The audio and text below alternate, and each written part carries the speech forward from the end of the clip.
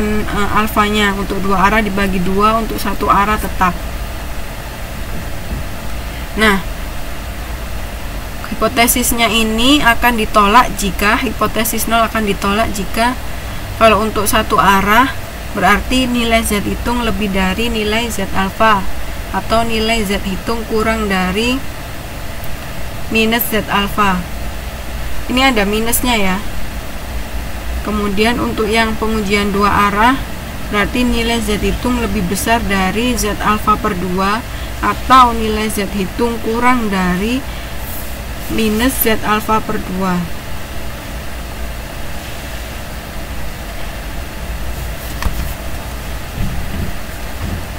Oke. Sekarang ke contoh soal. Misalnya, seorang peneliti hendak melihat apakah ada perbedaan antara jenis printer yang digunakan dengan jumlah hasil cetakan. Ini diketahui datanya ya, berarti ini ada berapa lembar hasil cetakannya. Misalnya untuk printer LaserJet dia 403, sedangkan untuk DeskJet dia 407.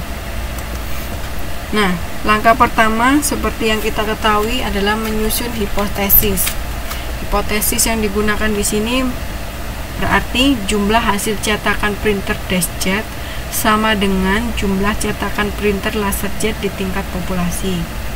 Kemudian H1-nya, jumlah hasil cetakan printer DeskJet lebih kecil dari jumlah cetakan printer LaserJet di tingkat populasi. Kalau untuk di soal, kalau contoh soal ini berarti dia pakai satu arah atau dua arah.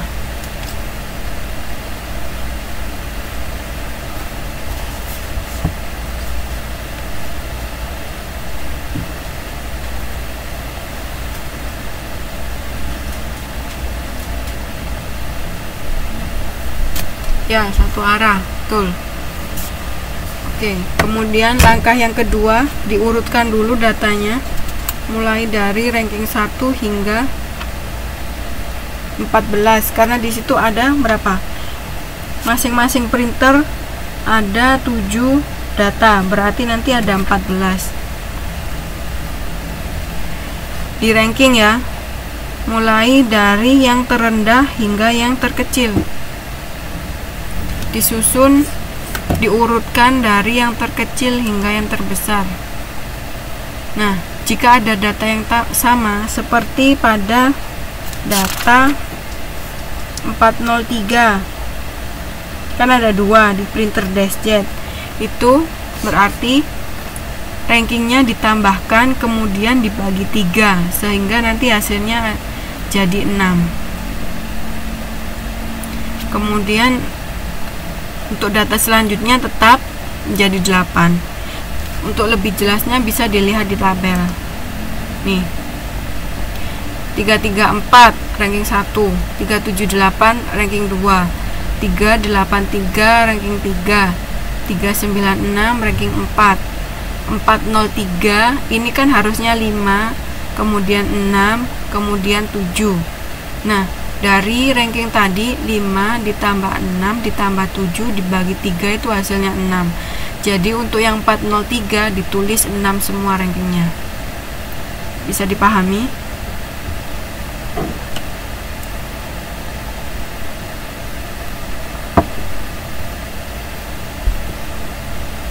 Mbak Asna sudah bisa, yang lainnya masih bingung atau sudah bisa juga?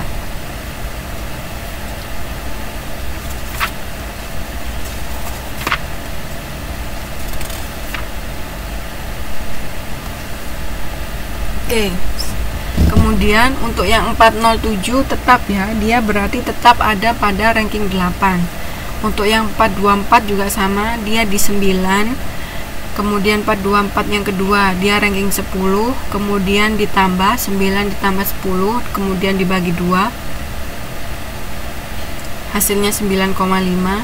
Untuk yang 439 juga sama, hasilnya jadi 11,5. Untuk yang 445 13, 469 14.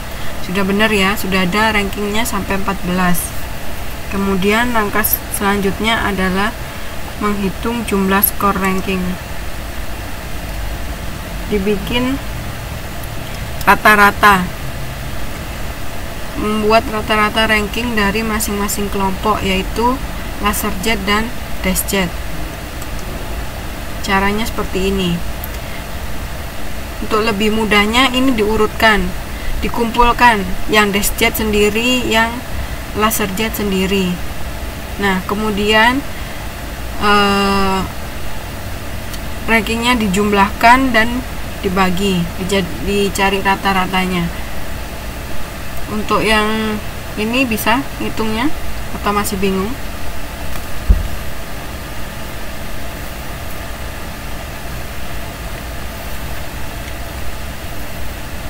Untuk rata-rata printer DeskJet dan LaserJet bisa ngitungnya. Kalau di buku di halaman 8.17 dijumlahkan, kemudian dibagi dengan sejumlah printer masing-masing. Berarti nanti pembaginya 7 semua.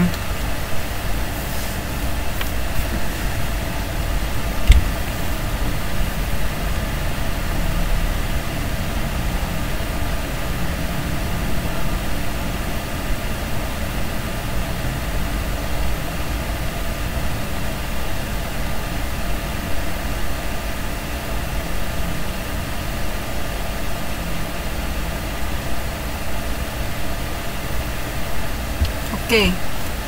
Nah, setelah diketahui, kemudian dimasukkan ke rumus U,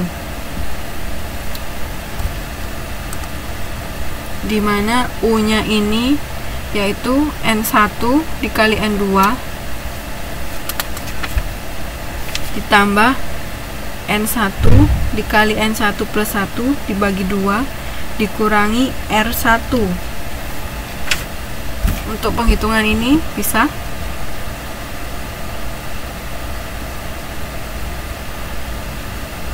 karena ada 2 perhitungan, maka dicari yang terkecil, berarti diambil yang 8,5.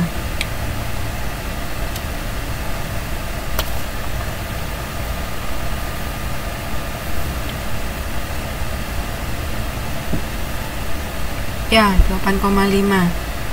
Setelah itu dilanjutkan ke pengujian dengan distribusi normal, mencari mu U, sigma U, dan sigma U kuadrat dan sigma U.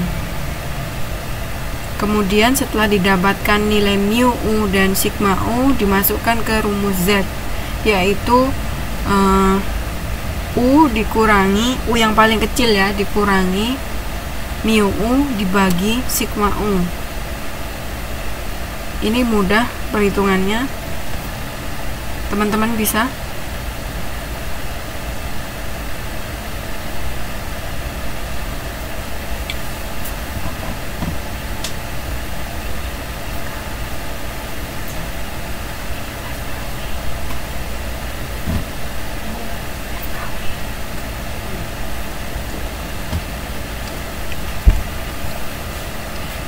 Sudah bisa ngitungnya?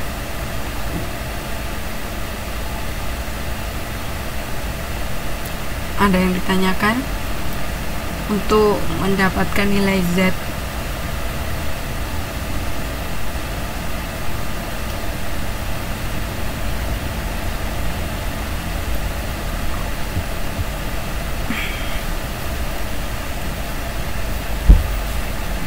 gimana yang lainnya?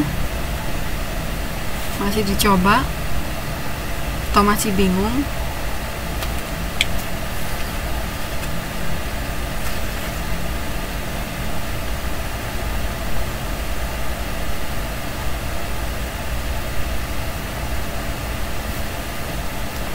Delapan 5 itu dari perhitungan U.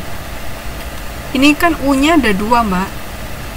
Yang pertama menggunakan R1, yang kedua menggunakan R2. Nah, dari semua data ketika semua datanya dimasukkan ke rumus U, didapatkan 2 nilai U, yaitu 40,5 dan 8,5. Ya, seperti itu. Setelah didapatkan ini, setelah didapatkan U, kemudian mencari mu U, kemudian mencari